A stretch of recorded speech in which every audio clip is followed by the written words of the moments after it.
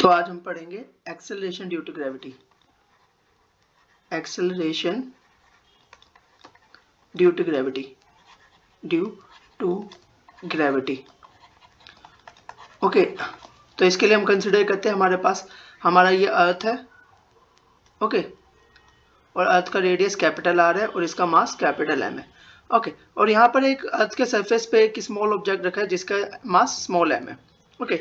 तो जो force of attraction होगा between earth and small M, वो क्या होगा, F इज इक्वल टू में capital G capital M small m by R square. R is the radius और the distance between small m and centre of capital M, okay. तो ये होगा, ठीक है। अब हमें पता है जो फोर्स है इस ऑब्जेक्ट पे, ओके, F ऑब्जेक्ट की जो फोर्स है, ठीक है, मींस इसका जो वेट होगा, weight of the small m, वो इक्वल होगा उसकी फोर्स के, ठीक है। और वो किसके इक्वल होगा, स्मॉल m इंटू जी के इक्वल होता है, या फिर हम कह सकते हैं स्मॉल m इंटू ए के इक्वल होगा, ओके। तो लेटर अभी हमें स्मॉल जी के बारे में कोई डिटेल पता नहीं है तो हम इसको छोड़ देते हैं, हमें पता है स्मॉल m इंटू ए, ठीक है। तो ये फर्स्ट इक्वेशन है हमारी और ये सेकंड इक्वेशन है। अगर हम दोनों फोर्सेस है, ठीक है, दोनों फोर्स की इक्वेशन है स्मॉल m के ऊपर, ओके, ये ग्रेविटेशन की वजह से है और ये इनर्शिया की वजह से है, ओके।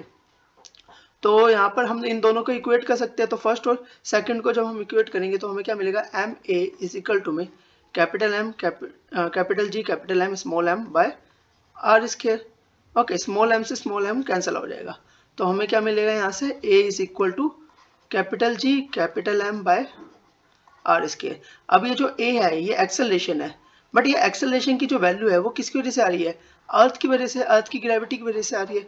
तो इसलिए हम इस ए को रिप्लेस कर देते हैं और इसकी वैल्यू कांस्टेंट होगी ना, क्योंकि यहाँ पर कैपिटल जी कांस्टेंट है, कैपिटल एम भी कांस्टेंट और कैपिटल आर भी कांस्टेंट है।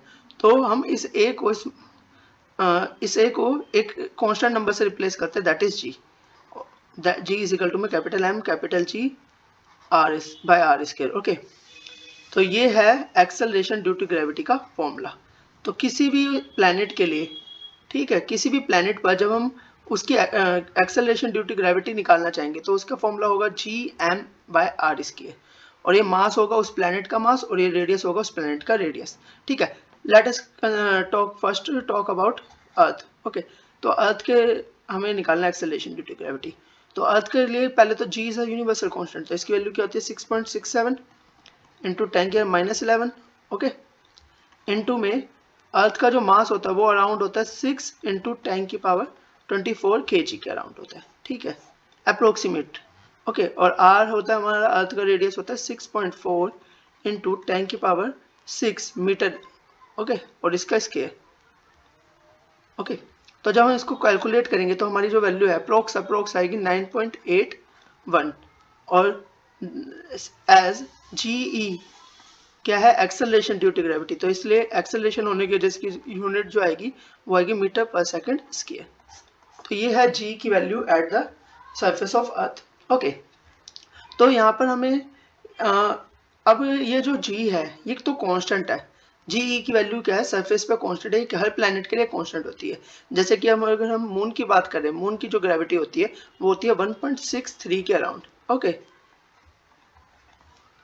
ये कैसे आया, हमें ये आप कैलकुलेट कर सकते हो मून के मास और उसके रेडियस के according, same formula.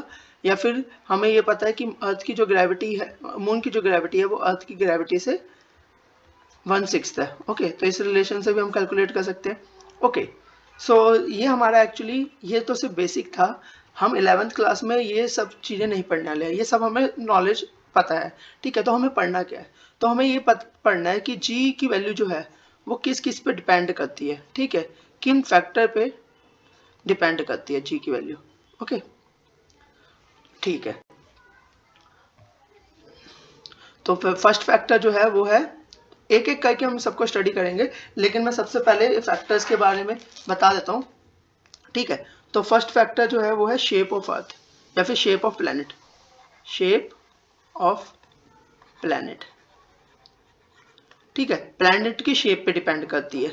Second factor जो है वो है height above the surface, height above surface से कितनी हाइट पे आप ग्रेविटी की वैल्यू देखना चाहते हो उस पर भी डिपेंड करती है, ठीक है। हाइट के अकॉर्डिंग चेंज होती रहती है वैल्यू। थर्ड है हमारा डेप्थ बिलो सरफेस, डेप्थ